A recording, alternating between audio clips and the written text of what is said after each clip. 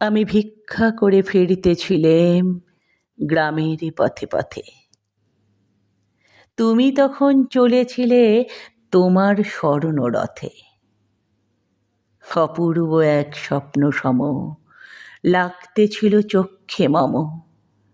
কি বিচিত্র শোভা তোমার, কি বিচিত্র সাজ। আমি মনে ভাবতেছিলেম, এ কোন মহারাজ?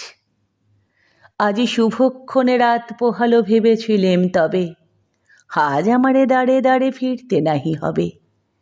বাহির হতে নাহি হতে কাহার দেখা পেলেম পথে, চলিতে রথ ধনধান্য ছড়াবে দুই ধারে। মুঠা মুঠা কুড়িয়ে নেব, নেব ভারে ভারে। দেখি সহসা রথ থেমে গেল আমার কাছে এসে। আমার মুখপানে চেয়ে নামলে তুমি হেসে। দেখে মুখের প্রসন্নতা জুড়িয়ে গেল সকল ব্যথা।